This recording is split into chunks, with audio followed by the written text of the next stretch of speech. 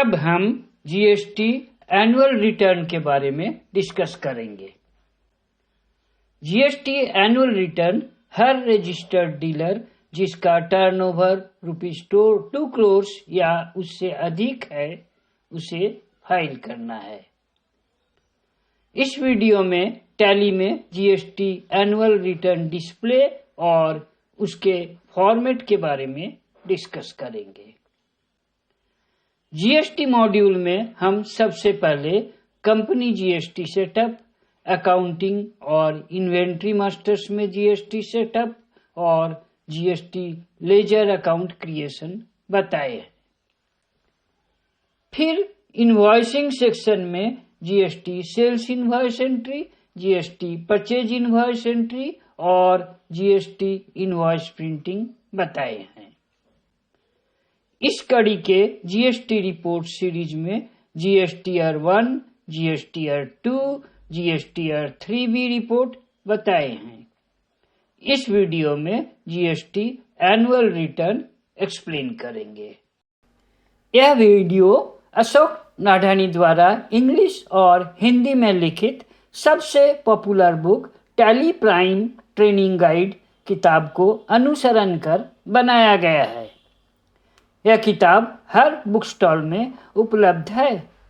अब हम जीएसटी के एनुअल रिपोर्ट के बारे में डिस्कस करेंगे। एनुअल रिपोर्ट साल के अंत में फाइल करना होता है। हमें मालूम है टैली में कोई भी रिपोर्ट्स डिस्प्ले करने के लिए गेटवे ऑफ टैली में डिस्प्ले मोर रिपोर्ट्स सिलेक्ट करना होता है। अब डिस्प्ले मोर रिपोर्ट्स मेनू में जीएसटी रिपोर्ट्स सिलेक्ट करें। जीएसटी रिपोर्ट्स मेनू में जीएसटी एनुअल कंप्यूटेशन सिलेक्ट करें, जिसके बारे में अब हम डिस्कस करेंगे। अब करंट पीरियड के अनुसार जीएसटी एनुअल रिपोर्ट डिस्प्ले होगा। अगर current period current financial year के अनुसार नहीं है तो F2 पीरियड क्लिक करें और फिनेंशियल ईयर के अनुसार पीरियड सेट करें। जैसे हम पहले जीएसटीआर 1, 2, 3B वगैरह में बताए हैं, ऊपर के सेक्शन में पर्टिकुलर्स में आपके भाउचर काउंट मिलेंगे। हर तरह के मतलब कितने भाउचर उसमें इंक्लूडेड है, कितने के कंसीडर किया हुआ है, कितना नहीं कंसीडर किया हुआ है, ये सब जो पहले हम जीएसटीआर 1, 2, 3B में जैसे बताए हैं, ठीक उसी तरह आपको ऊपर में भाउचर काउंट मिलेंगे, जिसे ड्रिल डाउन करने से भाउचर की डिटेल्स मिलती है। इसे हम फिर से नहीं बता रहे हैं। अब नीचे रिपोर्ट के टेबल सेक्शन में पहले लायबिलिटीज के हेड्स की डिटेल्स मिलेगी। इसकी हर हेड्स के अंडर में जो फिगर दिखाई देगा, कोई भी फिगर का डिटेल्स देखने के लिए उसमें एंटर प्रेस करें तो वो फिगर एक्सपांड होके नीचे दिखाई दे देगी, एक्सपांड हो जाएगी। और ये एंटर एक टॉगल बटन है, उसे फिर से प्रेस करें तो कोलैप्स हो जाएगा। इस तरह से आप कोई भी आइटम का डिटेल्स, पूरा डिटेल्स आप देख सकते हैं। तो डिटेल्स देखने के लिए एंटर प्रेस करें। अब टेबल के जिस हेडिंग में एंटर प्रेस करेंगे उसके नीचे उसकी सारी डिटेल्स डिस्प्ले हो जाएगी। वहाँ फिर से एंटर प्रेस करने से वो कोलैप्स हो जाएगा। ठीक इसी तरह इनपुट टैक्स के हेडिंग में एंटर प्रेस, वहाँ समरी डिटेल्स डिस्प्ले होगा इनपुट टैक्स क्रेडिट के, वहाँ एंटर प्रेस करने से उसकी पूरी डिटेल्स उसी स्क्रीन में डिस्प्ले हो जाएगा, एक्सपांड होके डिस्प्ले हो जाएगा। फिर से एंटर प्रेस करने से वो डिटेल्स कोलैप्स हो जाएगी।